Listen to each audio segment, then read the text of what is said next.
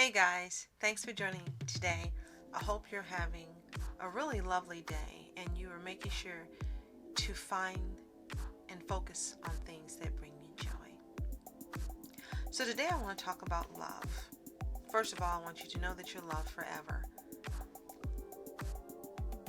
Not just yesterday, not just today, but forever.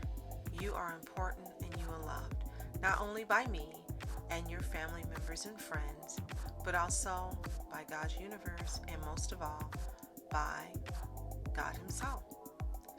And it really doesn't matter if one practices any religion or if one chooses to choose a more scientific way of looking at things. It doesn't matter. You still are loved. So I want you to remember that first and foremost. If you had a chance to look at today's quote, I love it. It's from Lao Tzu, who was a Chinese philosopher. And I love how the quote says, to love the world as your own self. That's pretty big. That's pretty magnanimous. That's pretty awesome. And it sounds like something that probably would be really difficult to do. When you first read that quote, it probably hits you the way it hit me, like, wow, can I do that? Can I really do that? But everything starts with the first step. Everything starts small and it gets larger and larger and greater. So the first way I think to approach loving the world as your own self is by accepting and believing and knowing you are worthy of being loved forever. The second step is to love yourself. Know that you are cherished and you are precious and that there's only one you and there'll never be another you, and you are so fantastic and wonderful and amazing, and everything that makes you you is what makes you worth loving. And you should love yourself. You're amazing. Hopefully you've taken time to write down things about yourself that you love, highlight your best points, and you are feeling confident and worthy of everything life has to offer. Because if you have, then I know that you are loving yourself. Yay, I'm happy. The second step is loving others that are near, such as your immediate family, relatives, and your closest friends. And that's something that's easy to do. The more that you grow closer to them, and the more you know about them, and the more things that you see in them to love, it makes it easy to love them. And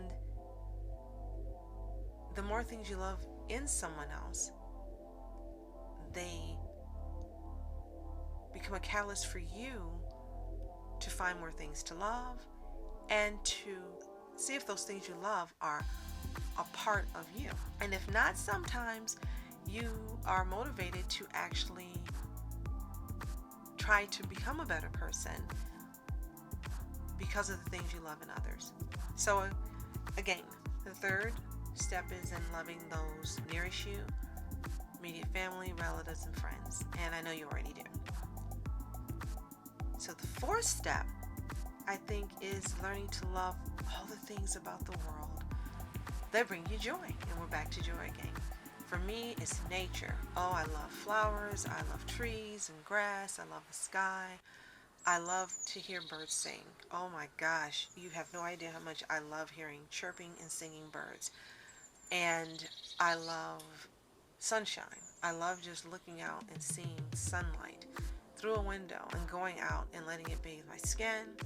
Even when it's cloudy, I'm imagining the sun being up there, because it is, and that I can see it, and it brings me such joy. I love seeing moonlight at night.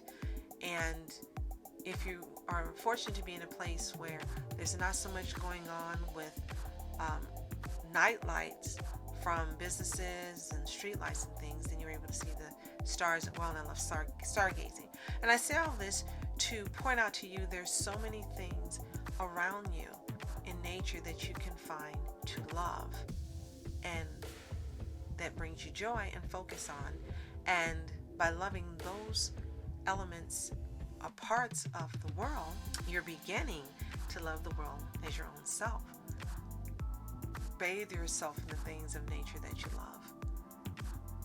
And then the next step would be to find things around you that are temporal, that are physical, that you love.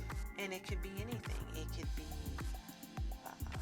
landmarks. It can be locations you want to visit, or you have visited, or you love to vacation at. It can be the schools you're attending, the places you work. It can be homes you live in, or the homes you're having goals to live in. It can be foods. It can be fragrance. It can be so many different things.